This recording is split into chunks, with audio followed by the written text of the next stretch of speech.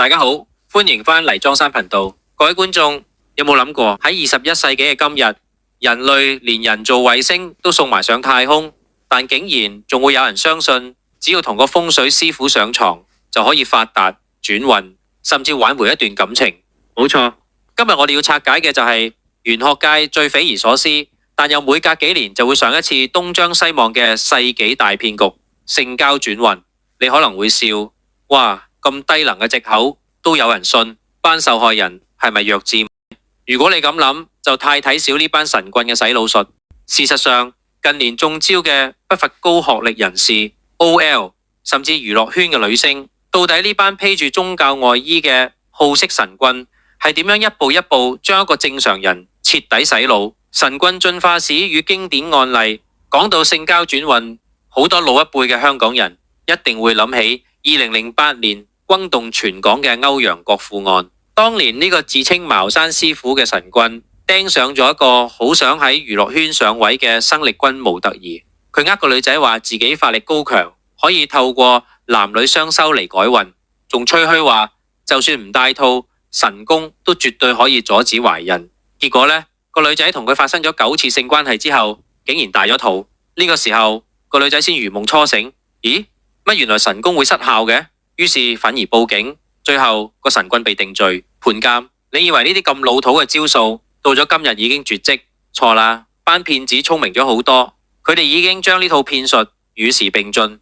依家嘅神棍唔會再着住道袍，滿口咩野茅山師傅，急急如律令。佢哋會包裝成文青最中意嘅 IG 網店，寫住西方魔法、塔羅占卜、能量水晶、催旺桃花。早排警方先破獲一宗案，一個30幾歲嘅女文員因為感情出現問題，喺 IG 網店揾占卜師求助，結果俾對方以性交轉運為名騙色，之後仲被引誘去投資理財，最後連財產都被榨乾咗足足40萬。警方去到搜查嘅時候，除咗揾到大批占卜牌，仲搜出大量避孕套，真係財色兼收，心理學洗腦術大公開。到底班神棍係點做到嘅呢？其實佢哋全部都係頂級心理學大師，主要靠以下3招，將受害人徹底心理攻陷。第一招叫做專揾盲點，趁虛而入。神棍絕對唔會喺條街度求其揾個幸福快樂嘅人去推銷，佢哋嘅獵物永遠係嗰啲處於人生最低谷、情緒幾近崩潰嘅人。例如啱啱發現老公瘋狂出軌、失業或者屋企人患重病，心理學上呢個狀態叫隧道視野。個人極度恐懼同絕望嘅時候，只要有一條稻草，佢都會搏命捉住。平時嘅常識同理智會瞬間變為零。第二招叫做去性化包裝。當被害人有懷疑嘅時候，神棍就會用一堆專業術語嚟帶你。佢哋會話呢啲唔係男女歡愛，呢個喺法術入面叫陰陽調和，叫驅除負能量體。喺神明眼中，肉體只不過係工具。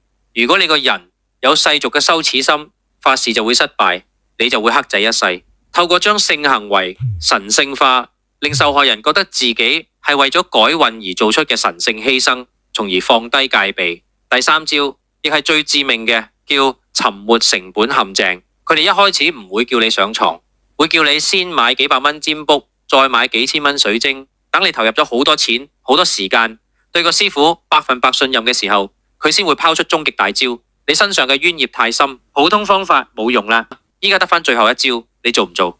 唔做嘅話，你之前做嘅嘢就白費晒，而且你以後會更加慘。去到呢個地步，好多人因為唔甘心，就會行錯最後一步。大結局與防騙金句，講到尾，無論科學再發達，人類內心嘅孤獨、焦慮、對未來嘅迷惘，係幾千年嚟都冇變過。神棍就係利用呢點嚟騙財，喺度要同所有觀眾，特別係女仔講一句，無論係道教、佛教、天主教、基督教定係西方魔法正統嘅宗教，絕對冇除衫做法事或者性交改運呢回事。凡係提到要接觸你私密部位嘅，唔使考慮，100%係色運，即刻掉頭走，然後報警。好啦，今日嘅玄學打假就去到呢度。你身邊有冇朋友聽過類似嘅古怪法事要求？歡迎喺下面留言話我知。如果你中意呢條片，記得幫我點讚、訂閱同埋分享俾身邊嘅朋友。我哋下條片再見，拜拜。